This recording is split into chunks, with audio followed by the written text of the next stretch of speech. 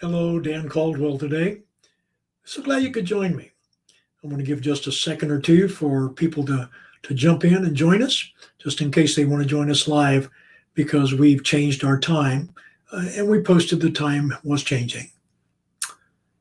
Today, I'd like to talk about commitment. Now, there are several definitions of the word commitment, but for our purposes today, we will use the state of being emotionally or intellectually devoted as to belief, a course of action, or another person.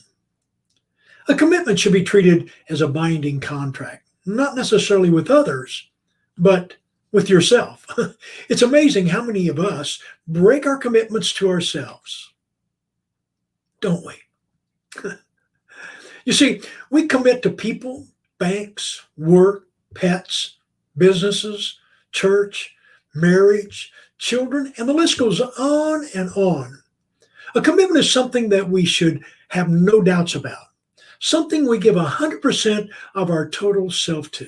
I mean, after all, give everything you have. Commitment is a fulfilling endeavor, especially when we follow through. It gives one an immense sense of accomplishment. Think about something that you've committed to, then that you followed through with it. I mean, all the way to the end. Go ahead, think about it. Think how you felt at the end, just knowing that you didn't break your commitment, but stayed in the process long enough to accomplish and complete the task. Maybe it was weight loss, getting a formal education, going after that big contract and landing it. Whatever it was, didn't it feel good to be able to fulfill your commitment? Sometimes commitment can be confused with staying with something long after we should have left it. I refer to it as the horse died, dismount. Example, like a dead end job or a one sided abusive relationship. I think we should pause right here and please allow me to say that God, the grand overall designer, did not create you to be abused by another one of his creation. God doesn't make any junk. So here's a critical question, a question that you need to ask yourself. Are you ready?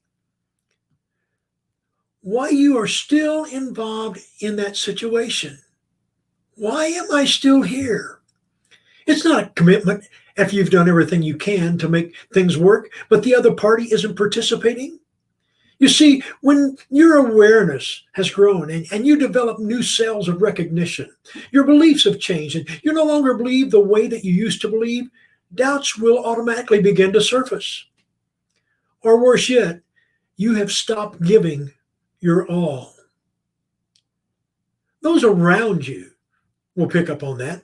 I mean, those subtle little behavior changes. To stay really committed to something, you have to put an immense amount of effort and energy into it.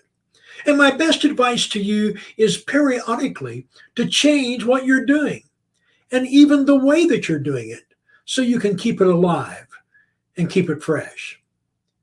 Commitments are what keeps us grounded and keeps you and I active and engaged in our own lives.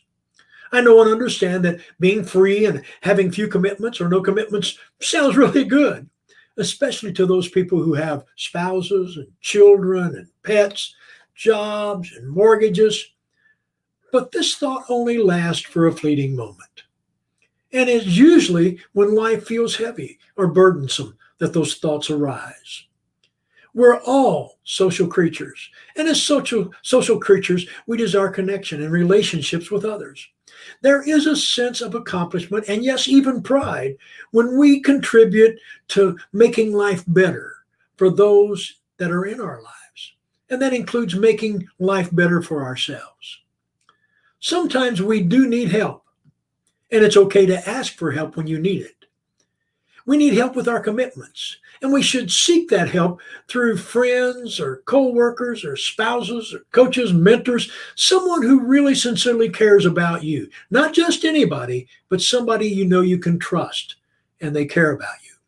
And while it sounds simple, just by asking for help, hear me here, just by asking for help, we are strengthening our commitment to ourselves and to others. We're fulfilling our obligations with ourselves to follow through to the end, no matter what it takes. Recently, my wife and I celebrated our 53rd wedding anniversary. I can tell you that there have been some times of intense fellowship in our house. For those non religious folks, it means we argue hot and heavy. But in the end, our commitment and the grace of God is what has kept us together. A commitment was designed and was not designed, I should say, to be broken or changed.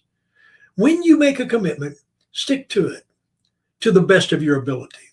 If the situation changes or circumstances changes, and they will, if you can't seem to live with it, then seek the counsel of wiser, more mature people to make sure you're not just looking for an easy way out of dealing with the problem.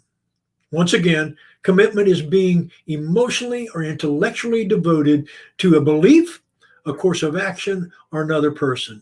Today is the day that we make an intentional decision to live up to our commitments.